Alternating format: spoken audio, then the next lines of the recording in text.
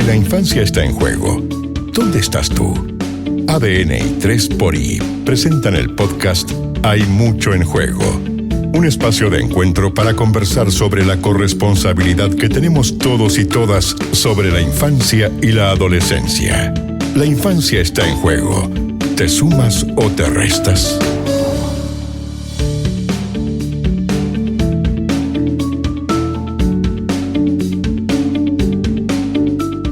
No son blancas palomas. ¿Cuántas veces hemos escuchado decir eso cuando queremos condenar el actuar, el accionar, muchas veces de jóvenes, de niños, de adolescentes, que se han visto involucrados en redes de criminalidad porque son explotados por estas organizaciones? Pero nosotros como sociedad nos sumamos y juzgamos fácilmente sin tener la reflexión previa de por qué esos niños, niñas, jóvenes, adolescentes están ahí. Hoy sabemos que hay mucho en juego para que eso cambie. Por eso, en el capítulo de hoy de esta iniciativa que hemos preparado junto a 3xI y ADN, queremos hablar un poco de lo que significa precisamente tratar con niños, con jóvenes, con adolescentes que han sido altamente vulnerados en sus historias de vida, que a veces pueden presentar conductas difíciles, que pueden ser un desafío porque no sabemos cómo abordarlos, no nos preguntamos finalmente quiénes están teniendo de verdad un apoyo, una intervención, un tratamiento de ser necesario, en qué condiciones se está desarrollando este tipo de realidades. Male Simonetti, ¿cómo estás? Muy bien, bienvenidos a todos los que nos escuchan. Hay mucho en juego. Hoy vamos a hablar de las buenas prácticas que podemos aplicar para mejorar o resguardar el cuidado de las personas que cuidan a niños, a niñas, adolescentes en contexto de vulneración de derechos. En el caso de las personas que trabajan en residencia de protección, sabemos que están expuestos de manera constante al dolor de otros, a conductas desafiantes de parte de los niños, teniendo muchas veces que contener y sostener ese vínculo en momentos de mucha tensión. Este trabajo de cuidar a quienes han sufrido trauma tiene un impacto emocional que es potente en las personas que cuidan y que tiene un nombre que es técnico, se llama trauma vicario.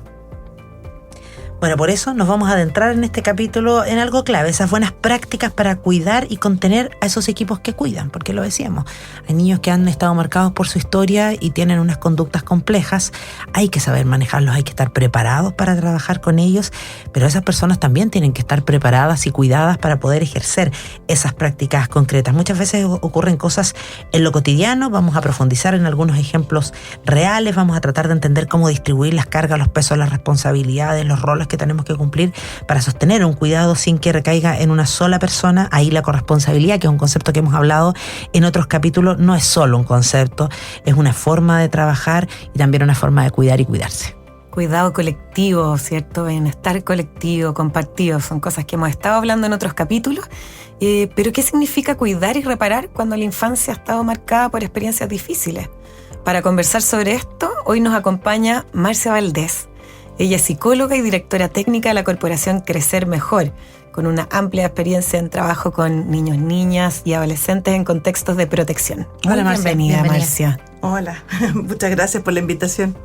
Marcia, lo primero, ¿cómo se expresa a diario el desgaste emocional o el trauma vicario en los equipos de trabajo, ya sea de la corporación donde tú trabajas o en otra residencia?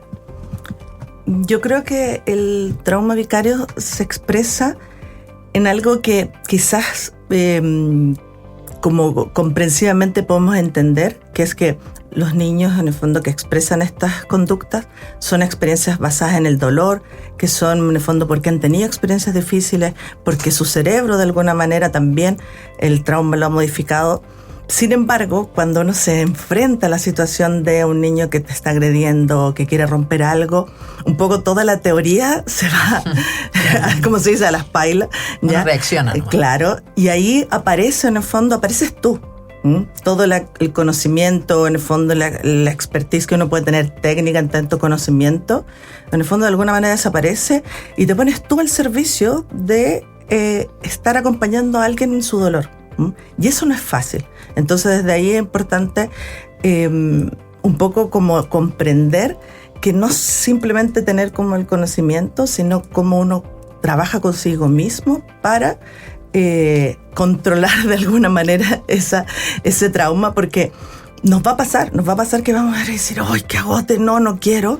Ya, pero ¿cómo somos conscientes de eso? Porque el trauma, en el fondo, el trauma vicario parecería en ese contexto donde digo lo mismo, digo, ¡ay, qué lata, no quiero salir!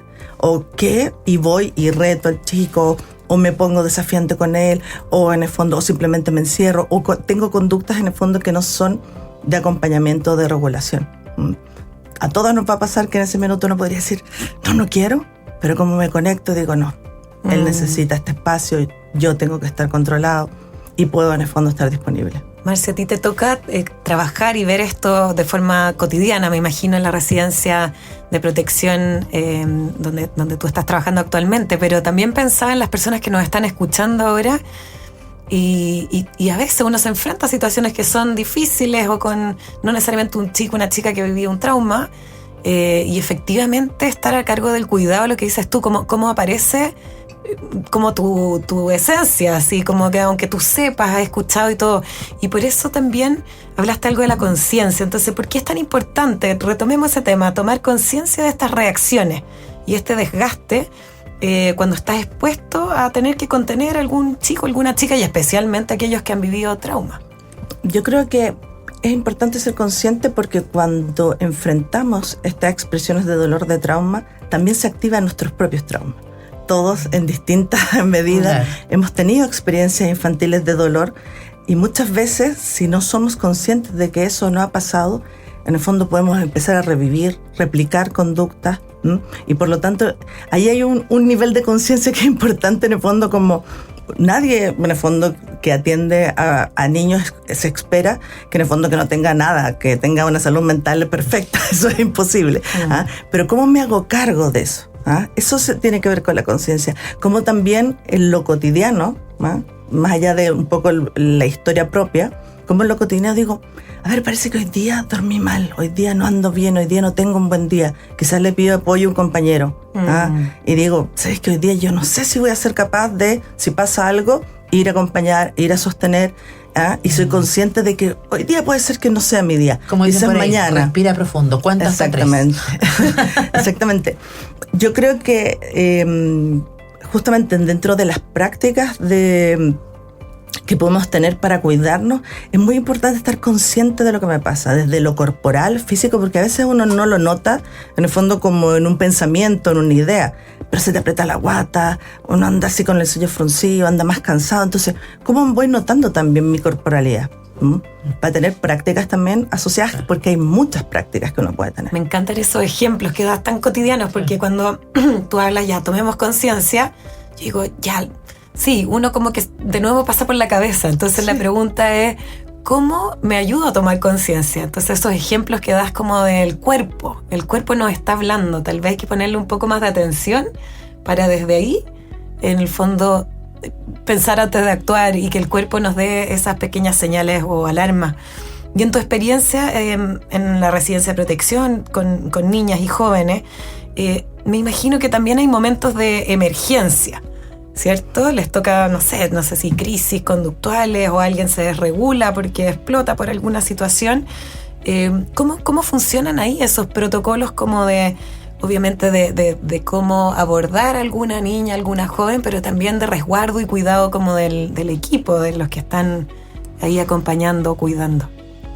Yo creo que los protocolos es importante conocerlos, pero también es importante en el fondo como tratar de prevenir ciertas situaciones, porque eso nos va a ayudar mucho a saber cómo enfrentarlas.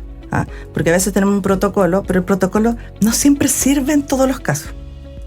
Hablamos de individuos, ¿no? Exactamente, hablamos de personas que reaccionan de manera distinta. Entonces, claro, ¿cómo prevemos? Por ejemplo, si sabemos que viene en el fondo a visitar la mamá de una niña que generalmente llega tarde, y sabemos que se va a desregular, ¿cómo la acompañamos? ¿Cómo prevenimos? ¿Cómo hacemos un protocolo como preventivo, primero que nada? Perfecto. Y incluso uno podría decir, ya, sabemos que se va a desregular y que va a querer entrar y va a romper los vidrios, no sé qué.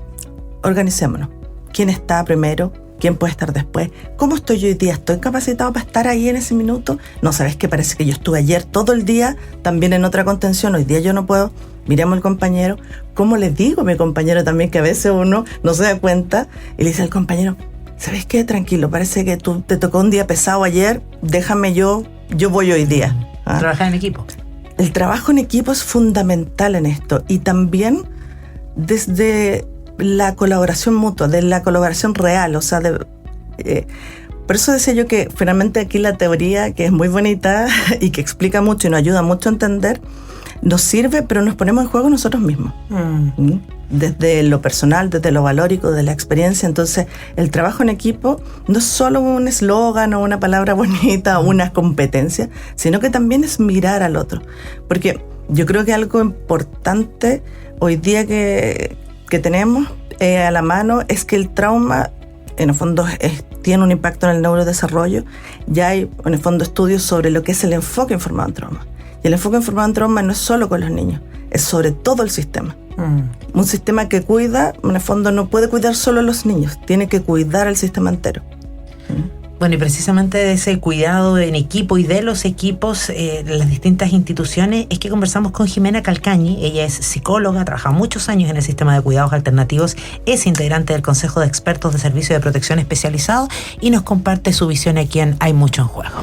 Mi nombre es Jimena Calcañi González y llevo trabajando en temas de niñez hace más de 30 años. El cuidado de los equipos tiene un sentido y un propósito tremendamente poderoso, que es asegurar la experiencia de sentirse cuidados y protegidos de cada uno de los niños y niñas que viven en el cuidado alternativo residencial. Para eso, las organizaciones que trabajamos en esto debemos ser capaces de generar una arquitectura de cuidado al interior de la organización, donde hayan prácticas de autocuidado individual, de cuidado grupal, de cuidado institucional y de una construcción de una red que también cuida. Con todos estos elementos se construye un modo de cuidado que permite asegurar la atención y el cuidado de nuestros niños y niñas. Vale, bueno, lo hemos estado conversando, es fundamental, y incluso en ocasiones anteriores también, y vamos a seguir hablándolo. Para poder cuidar a otros, tenemos que cuidarnos nosotros. Así es. Jimena nos comentaba de estos distintos niveles del cuidado de los equipos, algunos que son más institucionales, el cuidado mutuo entre pares, el autocuidado, son como distintos elementos y niveles. Marcia, para seguir conversando de este tema, en tu opinión, ¿por qué es tan relevante que el cuidado se aborde institucionalmente y de forma continua en una organización, como una práctica, ¿cierto?, de responsabilidad con las personas que cuidan y también de protección para los niños y las niñas y los adolescentes? Yo creo que lo primero es que la evidencia demuestra que la institución que trabaja con niños y está al cuidado de niños tiene que hacerse cargo de esto. O sea, esto no es solo voluntad, no es la institución que quiere o no. Si uno quiere realmente hacerlo bien y quiere de alguna manera ayudar y acompañar a resignificar el trauma de los niños, tiene que, en el fondo, cuidar la institución entera. Esto ya no es como un poco de decisión de cada institución si cuánto cuido o más o menos. La evidencia dice que esto hay que hacerlo para que esto realmente funcione. Y por otro lado, por lo que decía, porque finalmente las personas, como están expuestas muchas veces, uno insta a ser consciente, pero la vida, el estrés, la rapidez que tiene la residencia, las necesidades que tienen los niños, cuesta detenerse, ¿no? Cuesta en el fondo generar. Hay muchas, lo que dicen emergencia, mucha urgencia, siempre se está corriendo en residencia. Entonces, si la institución no genera esos espacios de detenerse, de reflexionar, pareciera que uno está en una rueda en que no puede parar ni siquiera a mirarse y decir cómo estoy, ¿no? Entonces, esos son los empujes que tiene que hacer la institución, decir, no, aquí tenemos que parar, tenemos que capacitar a la gente, porque eso también es una forma de cuidado. Si yo no sé cómo atender a un niño, lo más seguro es que también me voy a estresar más, va a ser más difícil poder acompañar. Entonces, ayudar a detenerse, en el fondo, ayudar en la conciencia de ser capaces de entender la problemática, porque esto también implica un cambio paradigmático, es un nuevo enfoque, no es solo una crianza, no es criar en el fondo igual que como nos criaron nosotros. Claro. Entonces, necesitamos muchas herramientas y eso hay que promocionarlo desde la institución. Tú mencionabas antes el enfoque basado en trauma. Sí. ¿Lo dije bien? Sí, enfoque formado en trauma. Formado sí. en trauma, claro, y que no es solamente mirar a la persona que vivió el trauma, sino que al ecosistema, a todos los que están rodeando, ¿cierto? Y desde ahí, cuéntanos un poco más de la Corporación Crecer Mejor. ¿Cómo ustedes han llevado a cabo esto de ir institucionalizando y darle continuidad y un espacio al cuidado del equipo? ¿Cómo lo han hecho? ¿Cómo se dieron cuenta de que esto era algo, una necesidad? ¿Fue siempre así? ¿No se fueron dando cuenta en el camino? Cuéntanos. O sea, yo creo que esto, como decía, como son cambios culturales, también toman tiempo. Nosotros partimos hace 8 o 9 años, en el fondo, entendiendo conociendo el trauma complejo, tratando de capacitarnos en trauma complejo, ya que es, en el fondo, los niños que han vivido múltiples experiencias traumáticas y, por lo tanto, generan un funcionamiento distinto, ¿ya? Por lo tanto hay otras formas de abordarlo, ¿ya? Entonces entender que primero hay que especializarse. Muchas veces en el fondo la gente dice, no, a los niños les falta amor. Sí, claramente les falta amor, pero solo con amor no basta. O sea, aquí con amor se hacen cosas que no corresponden, hacen cosas que en el fondo que pueden ser también iatrogénicas y pueden incluso retraumatizar. Hasta guerras se han desatado en nombre del amor. Exactamente. Entonces, nos encantaría decir sí, el amor es súper importante, es básico para relacionarnos, para poder en el fondo estar disponible para un otro. Pero es un punto de partida. Pero es un piso bien base. De ahí hay mucho más que hacer. Entonces, en eso hemos ido descubriendo, primero, como un poco lo que decía, la obligación de parar. Y eso tiene que ser institucional. Yo siempre cuento un poco esta anécdota porque cuando yo llegué quería hacer reuniones y siempre las reuniones eran todos los lunes en la mañana y durante 2 años, todos los lunes en la mañana me decía, jefa, me decía, ¿va a haber reunión? ¿Va a haber reunión? Me decía, no, es que yo estoy, no, es que tengo que salir, no, es que pasó esto. La urgencia. Sí, va a haber reunión. De verdad, durante muchos, 2 años por lo menos era todos los lunes. Alguien me preguntaba porque, claro, la urgencia y la necesidad de hacer otras cosas y sentir que esos espacios de reunión eran un poco en vano o pérdida de tiempo de la urgencia, es difícil. Entonces, ahí, por eso le digo que es algo institucional, la dirección, la jefatura tiene que instalarlo. Tiene que instalarlo como el espacio de detención, de reflexión y de también como de buen trato cotidiano. El sentarnos, ¿cómo estás? ¿Cómo partimos la semana? ¿Cómo te afectó lo que te pasó? Eso es fundamental también. Bueno, recordaba que hoy en día incluso la tecnología se ha hecho cargo de los cuidados. Por ejemplo, tenemos relojes inteligentes que nos dicen si, alerta, te estás estresando, te subió la presión. Hay unos monitos por ahí que nos van indicando los estados de ánimo y la tecnología también está al servicio de saber usarla y saber utilizarla.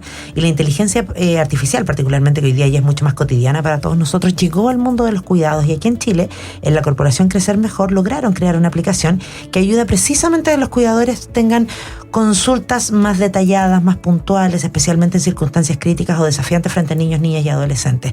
Vamos a escuchar a Carlos Sánchez, él es director del Centro de Innovación y Estudios y precisamente nos habla de esto.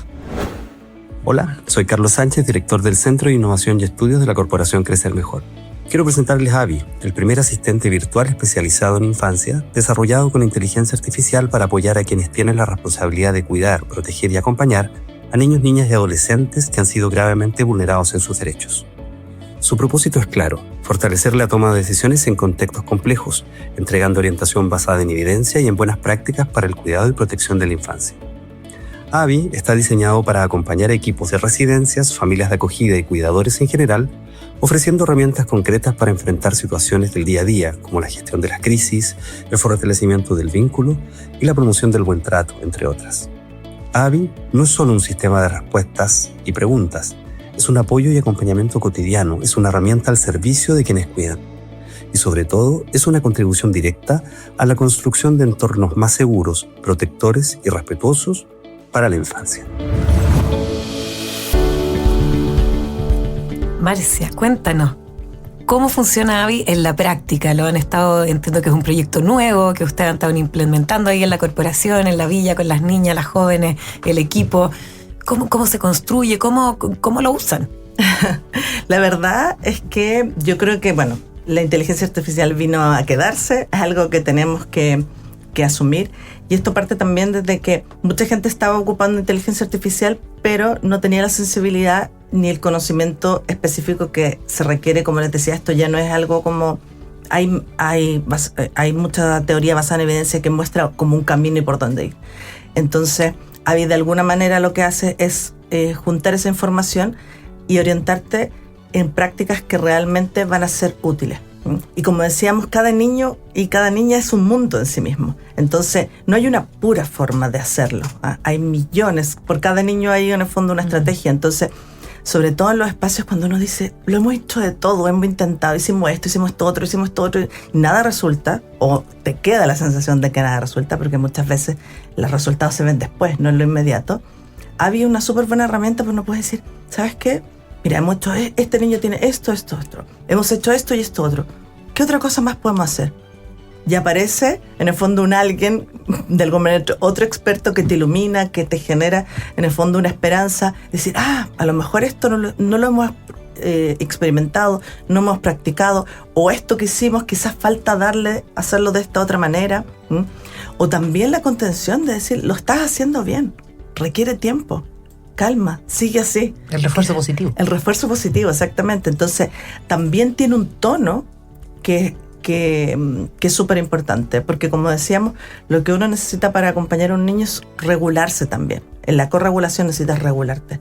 Entonces, la desesperación a veces que te diga, en el fondo, tengo compañeras que lo han usado, así como me acuerdo de una compañera, una vez una chica, digamos pequeña, salió corriendo por la calle y no la encontraba, entonces mientras miraba dónde estaba y le dice así, tengo una niña en el fondo que se acaba de escapar, ¿qué hago? Así como, me dice, lo primero es, respira, calma. Ve a quién puedes pedir ayuda. Segundo, en el fondo, ve si hay algún peligro alrededor como para poder ver eso. Entonces, de alguna manera puede ser un súper como corregulador propio también. Y sirve para cualquier persona. No tienes que ser experto para poder utilizarlo. Entonces, tiene múltiples, en el fondo, ventajas y múltiples aplicaciones. Me encanta. Sí, que nos dé herramientas a los que no sabemos nada, me encanta. Sí, quiero para todos. Quiero mi propio Abby. Sí. ¿Y qué consejos le puedes dar a las personas que nos están escuchando y que están al cuidado tienen bajo su cuidado a niños o niñas o adolescentes para descomprimir, autocuidarse? Hablábamos en otros capítulos anteriores del cuidado mutuo, pero también hay ciertas técnicas o estrategias que uno también puede aplicar para lo que tú señalabas recién, eso de autorregularse, ¿cierto? Como parar, calmarse. Hay cosas sencillas y que uno quizás no le pone tanta atención. Antes, sobre todo los psicólogos, hablaban mucho del mente y del cuerpo como si fuera algo separado. Hoy día entendemos que eso funciona en fondo en conjunto. Y cuando no podemos calmar la mente con la mente, como diciéndonos, cálmate, como uno se habla a sí mismo, es muy bueno calmar el cuerpo, porque el cuerpo inevitablemente te va a llevar en el fondo a calmarte. O sea, cuando uno está agitado, la respiración es como rápida, el corazón se acelera. Si yo logro calmar la respiración y el corazón, rápidamente tu mente también va a bajar y la ansiedad y los síntomas van a bajar. Entonces, como de verdad hago el ejercicio de respirar más lento, tomar agua, detenerme, porque en la aceleración muchas veces no funcionamos. No, pues si uno empieza a hiperventilar y empieza a funcionar más lento todo. Y cosas sencillas, tratar de dormir. Yo hoy día en la mañana estaba con unas tías y les decía, ¿quién no se despierta en el fondo mal o de mal humor si durmió mal? Si durmió poco. O comer, porque a veces en la rápida comemos así y seguimos haciendo. Cuando uno tiene hambre también está de mal humor, también te afectan las cosas de otra manera.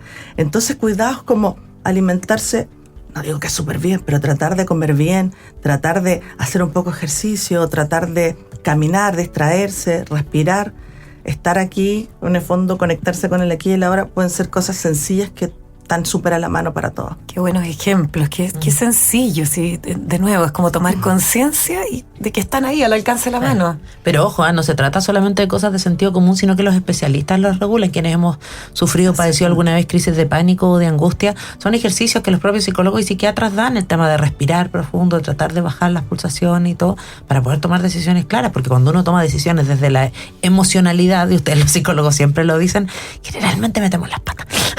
Exactamente, sí. Oye, hemos hablado cómo la tecnología puede acompañar, ¿cierto?, a quienes cuidan. Tú ahora mencionabas el cuerpo y la mente y tomar atención de nuestro cuerpo, cuidar nuestro cuerpo, alimentarnos bien, dormir bien, son cositas así, la respiración que nos ayudan. También hay una serie de conocimientos que a veces se denominan como alternativos, pese a la cantidad de años que se practican y en culturas también completas que lo predominan. Los invito ahora a escuchar a Aleka Vial de la Fundación Hipatia, quienes crean espacios de meditación y autocuidado para personas que sostienen a otras personas. Hola, soy Aleka Vial, directora ejecutiva de Fundación Hipatia, una organización que lleva herramientas de inteligencia espiritual a nuestra comunidad, y estamos dedicados a llevar un programa que se llama Meditación Semilla a cuidadoras, personal de salud y personas que sostienen a otras personas, que consiste en un ciclo de 8 o 10 sesiones de autocuidado en donde trabajamos distintos puntos de desarrollo de la conciencia fundamentales para sostener trabajos tan extenuantes como es el cuidar a niños en situaciones riesgosas.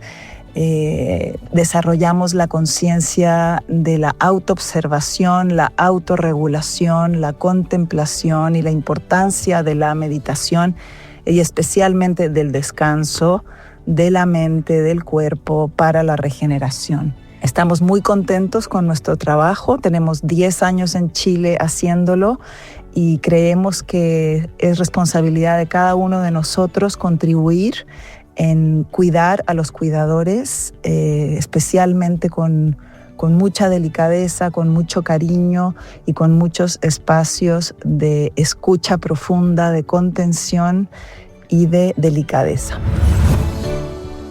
Bueno, ahí escuchábamos a Aleka. Qué interesante esto de usar herramientas, ¿no? Pero también darles el sentido humano a estas herramientas que pueden ser de inteligencia artificial, como dice Mafalda, con inteligencia natural en los memes. Tan sencillo, sí, ¿cierto? Y cuesta tanto a veces. Desde ahí, Marcia, Aleka nos habla de esta forma de cuidado desde otro enfoque que es más espiritual, o de esta inteligencia espiritual. ¿Cómo puede llevarse a cabo a la práctica? ¿Tienen alguna experiencia o buena práctica desde la corporación con estas terapias más alternativas, quizás? De hecho, nosotros llevamos varios años en el fondo trabajando con sanación pránica, ¿ya? Y con flores de Bach. Que eso fue en una alianza de un grupo humano que se interesó en acompañarnos, en el fondo voluntariamente.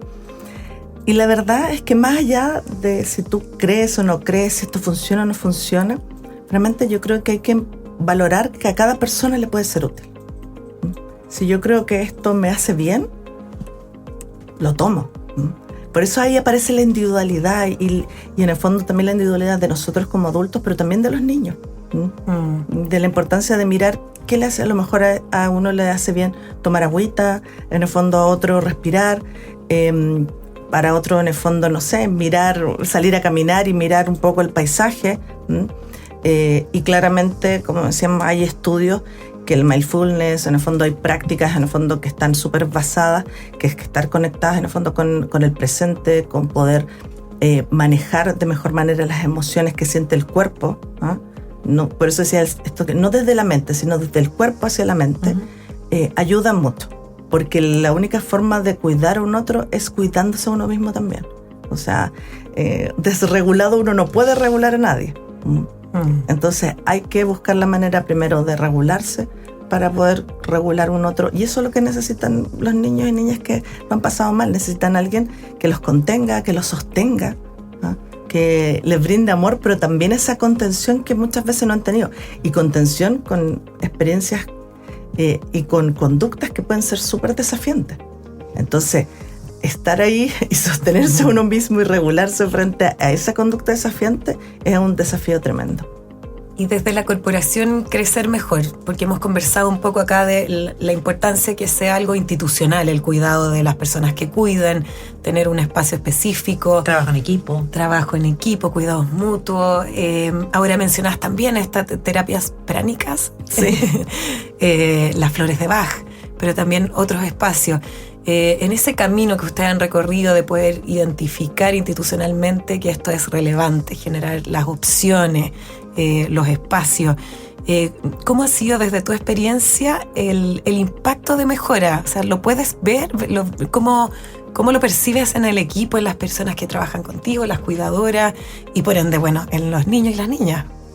O sea, es un desafío cotidiano, pero claramente uno lo puede ver sobre todo en el cuidado del otro. Cuando se sienten cuidados, tienen más disposición, en el fondo, también a cuidar a su compañero y no cuidarse uno mismo. Porque en el fondo, cuando uno se siente solo, siente que nadie te cuida, lo más seguro es que uno dice, ya, me tengo que cuidar yo solo porque nadie me está cuidando. Entonces eso individualiza y hace que este trabajo que es más colaborativo, que tiene que ser en el fondo en conjunto, se empieza a perder. Cuando yo me siento más cuidado, siento que hay una institución que me da espacio, que genera distintas prácticas, en el fondo, porque yo creo que eso es súper importante, la diversidad de las prácticas, porque no todos le hacen bien lo mismo, no todos necesitan lo mismo. Entonces la diversidad de las prácticas nos permite también el sentirnos cuidados y poder, por lo tanto, estar más disponibles para un otro compañero, un otro niño, un otro familia. Entonces yo creo que eso es algo que se ve mucho, como el saludarse, preguntarse cómo está, oye, conocerse, mirarle la cara al compañero y decir, chuta, parece que hoy día no anda tan bien, y desde ahí el espacio y como sin pasar a llevar al otro o querer interrumpir en el fondo en su espacio personal, decirle, oye, ¿estáis bien? Te noto que hoy día a lo mejor no estáis tan bien, algo te pasa, y tener la confianza para decir, sí, pero necesito... dame 10 minutos, voy a ir a tomar un té y vuelvo. Cosas como esa. Claro. Y esos espacios también tienen que estar de alguna manera validados por la institución. Claro, que no se miren feo, no se miren feo que tú te vas a tomar un tecito a compartir con alguien, por ejemplo. Claro, no sé. que saliste, 5 minutos a dar una vuelta porque necesitabas espacio. O sea, no es como, ¿y dónde está? ¿Qué pasó? ¿Por qué no está a esta hora? Está puro sacando la vuelta. Claro, exactamente. Y que tus compañeros tampoco lo digan. Claro. Y eso a veces está tan instalado en nuestra cultura, en nuestra forma Totalmente, sí. Me encanta lo que mencionas, porque implica como un cambio de paradigma también, de algún modo, como, y no solamente a ti te toca hacerlo y vivirlo en una residencia de protección, al cuidado de niños que han vivido trauma complejo, pero me es inevitable pensar en espacios educativos, los colegios, las escuelas, también los adultos están tan cansados a veces, tan quemados, que el poder institucionalizar esos espacios de cuidado más colectivos son tan relevantes. Y cuéntanos, Marcia, porque ya vamos llegando al final de este capítulo, ¿cuáles otras recomendaciones pudieras darle a las personas que nos escuchan, tal vez en otros espacios, a partir de la experiencia de ustedes? Si tú pudieras decir, ya, esto yo les recomendaría. Yo creo que primero que la crianza es difícil. Acompañar a un otro es difícil y hay que asumirlo como un desafío, que puede ser precioso, pero es un desafío. Cuando uno tiene expectativas de que esto va a ser rápido, que se va a solucionar rápido, en el fondo también la frustración es más fácil, en el fondo, que llegue. Cuando, sin embargo, uno tiene una mirada más compasiva, que tiene que ver con que el dolor no es algo fácil de trabajar, ¿no? También uno logra entender y ser más compasivo con uno mismo y darse el tiempo que requiere. Por eso digo, pensaba lo que tú estabas diciendo, nuestras niñas que tienen trauma, digamos, que están en una residencia, van a los colegios, van a la casa de un amigo, tienen compañeras, en el fondo ellos no están solos en la residencia, y nos toca lidiar muchas veces con niños que pueden tener conductas más desafiantes, más difíciles, y desde ahí, en esos espacios, hay que tener una mirada más compasiva. Yo creo que eso es algo que es como conectarse con que las personas no hacen lo que hacen simplemente porque quieren, ¿no? Que la mayoría de esto tienen que ver con experiencias y con conductas que están basadas en dolor. Y cuando uno lo mira así, dice, chuta, que es distinto. Que cuando uno dice, cabrón, mira lo que me quiere hacer, o sea, ¿por qué justo hoy día se porta así? Cuando uno dice, chuta, pobre, lo que le pasó, no lo que le está pasando hoy día. A la pregunta de qué fue lo que le pasó a esta persona que hace que esté reaccionando así, de este modo. Eso hace una gran diferencia. Sí. Incluso para la vida, absolutamente, para relacionarse sí. con la pareja, para relacionarse con cualquier persona, sí. Uno dice, ¿qué le pasó? No, ¿qué le pasa ahora? Sí, claro. Ya que no venimos con manual de instrucciones, por lo menos tratar de averiguar y aprender y de internalizar estas realidades, porque efectivamente uno piensa que cuando conoce a las personas tiene un vínculo especial y puede a lo mejor trabajar en equipo, solucionar las cosas. Y no vamos a romantizar la situación, sino no es que uno vaya al trabajo a hacerse puros amigos, porque eso no ocurre. Pero también hay oportunidades en las que uno sí se hace amigos y sí los logra, y bienvenido sea.